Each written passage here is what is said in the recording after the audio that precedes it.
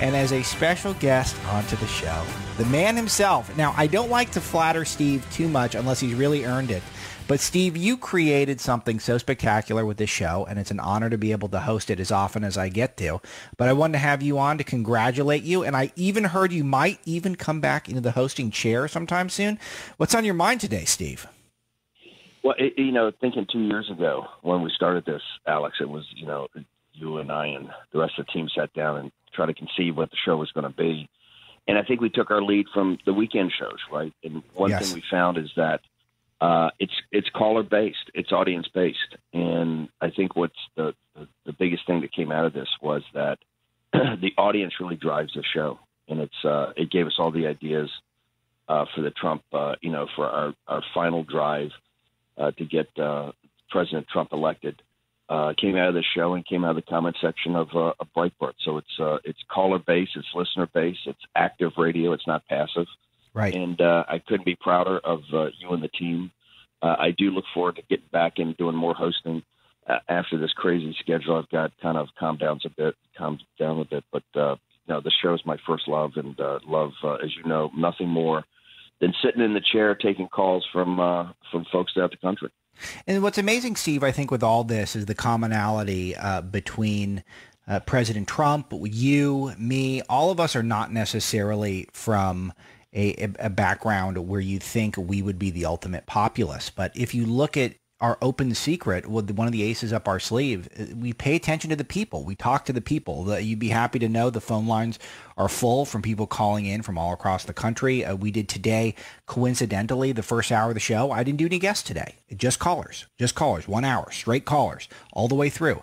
And our comment section of Breitbart is robust as ever. And it's one of these things where you guys are our ace in the hole, that we know what's on the minds of the most attuned Americans to politics because of you. No, it's a great point you bring up, is that when people ask me what populism is, I said, hey, just call in and just listen in to Breitbart News Daily any day, and you'll hear populism, right? You'll hear this kind of great common sense, this crowdsourced common sense, yes, and decency and grit of the American people. And you see it across the country, whether it's guys calling in from Oregon or Alabama or Florida or, Maine, Wisconsin. It's just across the country. And I think that's it's the backbone of the nation. It's something that we, when we rebuilt the Breitbart platform, Andrew wanted it to be not just user-friendly, but actively engaged. We talked at the time, and I think that's one of the things that people don't realize about Andrew, is what a giant he was in understanding new media, right? Understanding how media interacts with people's lives and how not just disintermediating the legacy systems of newspapers and magazines and television, but that this internet could be used for something quite different. And we saw that on the site. Then it just led into radio. And it's one of the things for the audience. People come to me all the time. They came to me before President Trump won, not thinking President Trump would win to start, Trump TV. But then afterwards, when I left the White House, people came to me all the time about starting television. And as you and I have said time and time again, radio is a much, much better medium. We are radio guys. Yes. We love radio. We think radio is absolutely. It has a way to have a personal relationship with people. It's one of the reasons that, we love being part of the Sirius XM family, and particularly on 125, the Patriot Channel. Is just a great lineup for us to fit into. We hope to do a lot more with Sirius XM in the future. But I see this going around the country, in that going to different rallies, going to different conferences, we can have the radio set up in the back and be interviewing people and cut right to the speeches and get the crowd response. And now you see every time we do it, there's a huge crowd. I was able to drop into Value Voters with Raheem and the guys doing the show, Bull doing the show on Saturday. It was like 200 people jammed around the radio booth, just kind of seeing, who's checking in, just kind of building a community. So one of the things radio can do, and what is really build a community. And I think it's one of the things in the 2 years we've had the show up. I want to thank Dave Gorub and Liz and Scott Greenstein and all the great folks at Sirius that allowed us to it was really experimental at the time to really do something that was also not host driven. That's one of the reasons is Breitbart News Daily. And one of the things I'm proud of, when I left, I did the Friday broadcast on August 12th. And on the 13th, I talked to Trump about taking over the campaign and really committed on Sunday the 14th. I never even called you guys. I mean, it was just amazing. You jumped right into the show on Monday, the weekend shows. And that I was very proud of it because we built the show around somebody, plug and play, that other people could come in here and do it. You just had to understand how to both juggle newsmakers and audience calls. The last thing I'll say is that the thing I'm proudest of, that the week before then, we were actually doing it. I think it was the guy from NPR. One of the former heads of NPR was following us around, sitting in Washington and in New York, doing a profile for Vanity Fair about Breitbart. And I told him, so if you want to understand Breitbart, you got to understand the comment section. You got to understand Breitbart News Radio. And he sat in, and he was totally blown away by it's because I said the callers, actually people confuse them sometimes with guests, right? Because they're so knowledgeable. But I said and hosts. 9 out of every 10. Steve, you might recall you used to heckle me all the time. You used to say that the guests had better stuff to say. I'm sorry, the callers had better stuff to say than I did. My feelings were hurt, but I didn't disagree. But now, one thing, Steve, that I do want to highlight with you, which is that SiriusXM in particular, this audience is not just radio folks, which, as you can see, one of the best parts of radio is you get someone like Steve Bannon on. It's not 7 minutes with a Brady Bunch like panel on CNN. You can actually finish a thought. And we love our podcast that we do at Breitbart News, but the SiriusXM audience in particular, these are people who love radio. So they're by far the smartest callers, I think, on radio, because these are people who are committed. The subscription service, the way it works, is just a great business model because it does unite people. Everyone who calls in is someone who has a personal investment into radio and talk radio. Well, that's the thing. We've looked at doing, AM and things like that for having broader reach. But I think one of the powers here is that people feel they have an investment, right? People feel that they are part of this, that they've really, put their time and money into this, and they want to be actively engaged. And obviously, Sirius has a tremendous platform for sports and entertainment and everything like that. What we really love about it is that they're totally committed to really reaching out to people across the political spectrum. They got great progressive channels and great news channels with POTUS.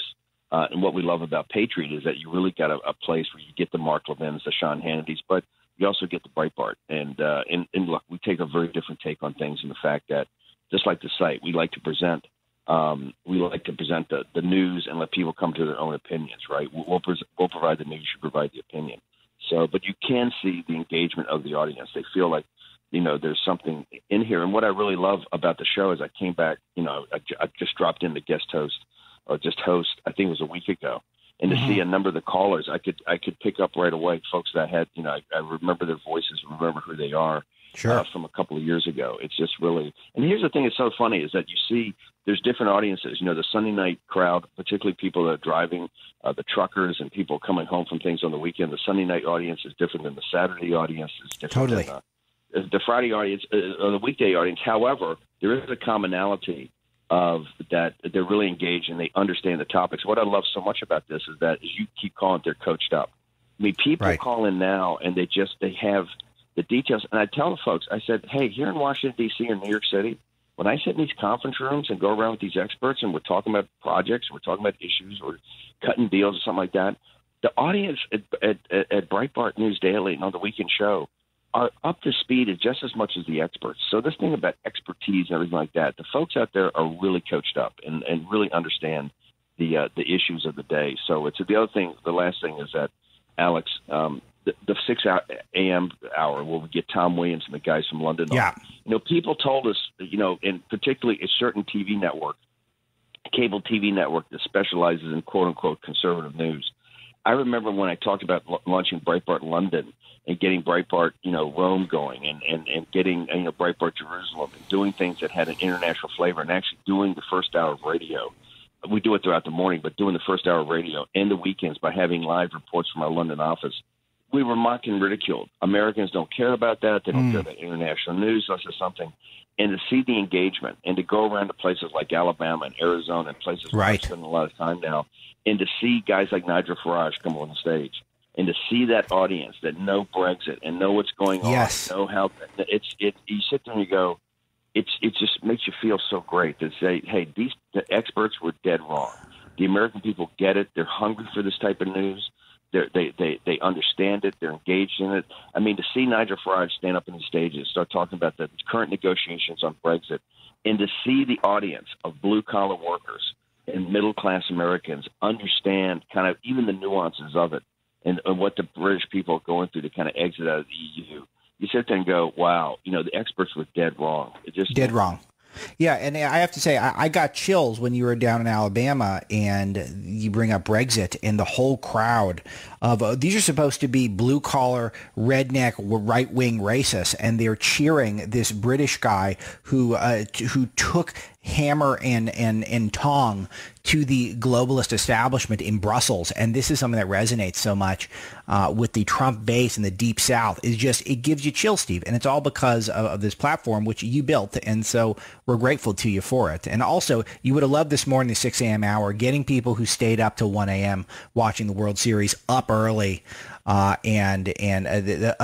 They're up early calling into the radio show after 3-4 hours of sleep after watching baseball, want to talk about it. It's great stuff. You'd be very proud. I have to get, though, your commentary on one topic. Don't want to press you on political stuff, though I am sure we could spend hours on that. Barack Obama in Chicago yesterday, Steve, giving you that name check, giving you a shout out, Breitbart as well. Here's the quote. Bannon and Breitbart did something pretty interesting now. They didn't create a whole new platform, but they did shift the entire media narrative in a different direction, in a powerful direction. This is a name check, Steve, that I don't think we've ever gotten this before from President Obama. Pretty remarkable stuff. Your thoughts? No, he's implied it sometimes during when he's president. Look, as people know, you go to Breitbart, you listen to the radio show. We disagree with President Obama on his policies, but I've always admired him as a politician. I say this now in my speeches that really a lot of things that we're trying to emulate. He did after in 2008 in the primaries, which he ran as a populist. He ran as his lack of experience was an asset. He had this kind of empowered and engaged grassroots effort that really drove him to win beat the Clinton machine and then win the presidency. I think President Obama, look, as a political figure, as a politician, he gets it. I think he sees I talk to a lot of guys on the left. They understand the power of Breitbart. I continue to heckle these guys all the time and say, hey, the Republican Party is going through a regeneration right now, a really an eternal revolution to really correct itself and to really turn the power back over to the working class people and middle class people in the country that are emblematic of what the audience is at SiriusXM on the Breitbart News Daily Show, right? But that revolution it has a platform. It has a massive radio platform. It has a massive news platform at Breitbart. They don't have that on the left. The left doesn't have a Breitbart. And what I mean by that is that we had this kind of theory early on that, you couldn't throwing punches at Nancy Pelosi and Barack Obama were one thing, but you were never going to have fundamental change unless you took care of your own house. And the Republican establishment was so corrupt and so incompetent and so out of touch with Republican voters. There was just this huge disconnect, and that you had to take care of that first. And once you realigned that, then you could really go on and drive change. And I think history's proven that out correctly. It's one of the reasons we control the House, the Senate, and the presidency, and not enough is getting done. And I think the guys on the left understand that. I think President Obama, I think that's the real signal he was sending yesterday. He was sending that to the Democratic Party and people on the left, that you need something like a Breitbart to take, if they ever want to wrench control from the Wall Street crowd that controls the Democratic Party, they're going to have a platform like a Breitbart that does that. And I've said that for a long time. I continue to say the stuff on the left, their fights amongst themselves are pillow fights. It's the reason that Bernie Sanders had all the information, guess what, provided by government accountability, Peter Schweizer, the Breitbart platform, right, and Breitbart radio that drove, by the way, folks, the thing today that Grassley, last night they name checked us on Schiff. Schiff comes out on MSNBC, I think it was, and says last night coming out of the committee hearings, this is all driven by Bannon and Breitbart, the Uranium One thing. Well, I don't know if it's driven by us, but it was certainly with Peter Schweizer and the team at GAI and really, given a platform at Breitbart and other places to drive that kind of news. Yeah, it was presented to the American people.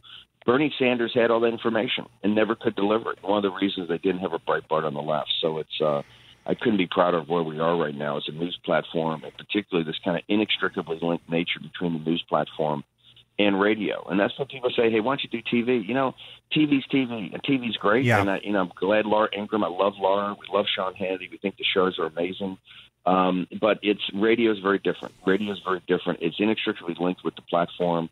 And I think you see when somebody is, regardless of what you think of him personally, and regardless of what you think of him as a politician or a political leader, President Obama really understood how to connect with a big segment of the American people. And I think the shout out he gave Breitbart today or yesterday was very powerful.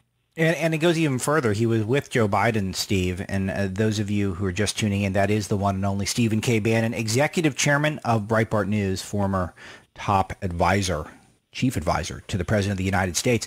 He name-checked Trump, called them out, called them a bunch of horrible names yesterday, but then he said that Trump's voters aren't prejudiced. They're realistic, Steve. This is the first time I've heard a major Democrat not attack the Trump voters.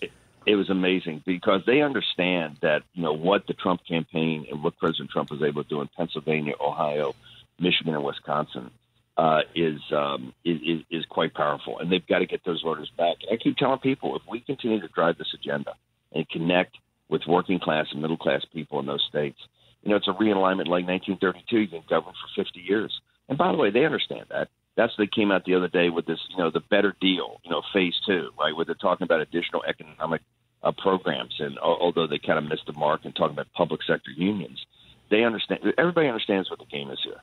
Everybody understands the voters they're going after. I'm speaking next week up in Michigan on the first anniversary of the victory, and really I decided to go there. I got invited from all over the country to talk, and I want to go there because it's kind of the traditional home of the Reagan Democrats, and to really lay out the case of why President Trump won and why it's important to continue to execute on this program. But Biden and these guys get it. I mean, Biden's running into 2020, obviously, so they definitely get it. But it's they're trying to reach the audience that listens here every day, and all we do, folks, is really just listen to you. I mean, when I stepped in on really the day-to-day on the Monday, I think it was August 15th, people said, how'd you come with the strategy? How'd you come with the ideas? I said, well, look, President Trump had talked about this for a long time. He had talked about all these, but they really came from the people on the radio show. And that's why it was very easy to kind of implement and execute a strategy that took President Trump to the presidency.